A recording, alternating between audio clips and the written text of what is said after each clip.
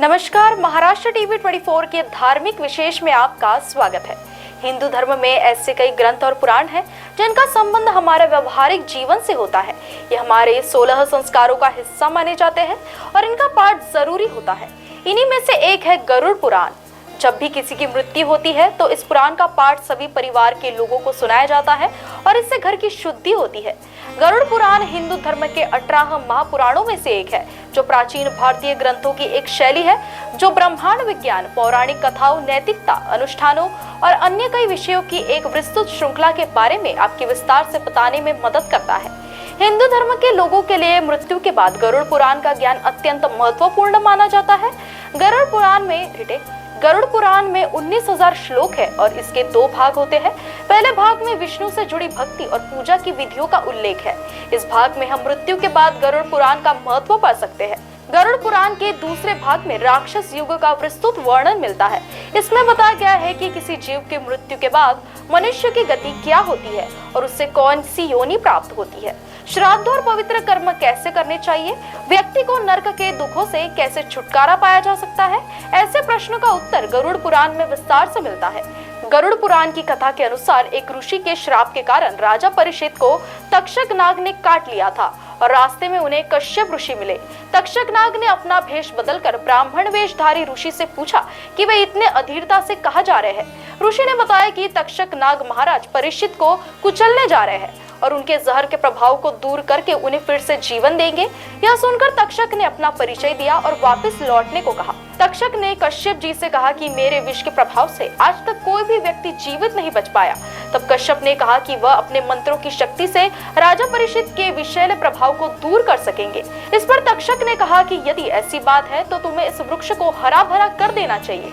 जब तक्षक ने वृक्ष को जलाकर भस्म कर दिया तब कश्यप ने वृक्ष की राख पर अपना मंत्र जलाया और देखते ही देखते वृक्ष फिर से हरा भरा हो गया।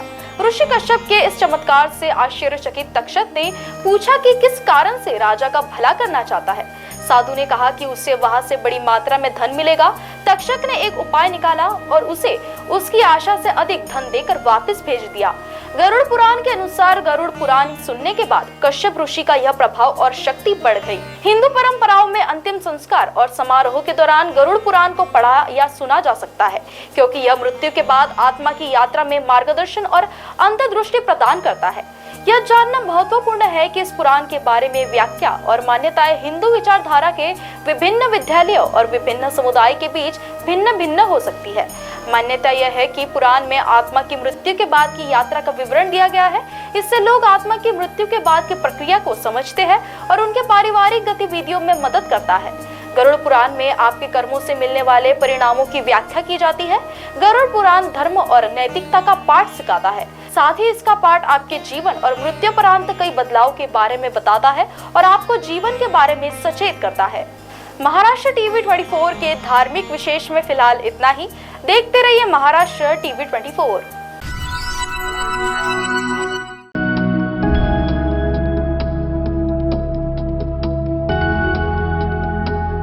राज्यातील सहकारी आणि खासगी दूध प्रकल्पांना दूध पुरवठा करणाऱ्या दूध उत्पादकांना देण्यात येणाऱ्या 5 रुपयांऐवजी 7 रुपये अनुदान देण्याचा निर्णय राज्य मंत्रिमंडळाच्या बैठकीत घेण्यात आला आहे। या निर्णयामुळे शेतकऱ्यांना दुधासाठी प्रति लिटर 35 रुपये भाव यापुढेही मिळत राहणार आहे। दूध संस्था दूध उत्पादकांना प्रति लिटर 28 रुपये देतील तर शासन वरील 7 रुपये अनुदान देईल। शासनाच्या वतीने प्रति लिटर 7 रुपये अनुदान दूध उत्पादकांच्या बँक खात्यात वर्ग करण्यात येतील। राज्यात गाईच्या दुधाचे दर पडल्याने दूध उत्पादकांना अनुदान देण्याचा निर्णय महायुती सरकारने घेतला आहे। ही योजना 1 ऑक्टोबर 2024 पासून राबविण्यात येईल।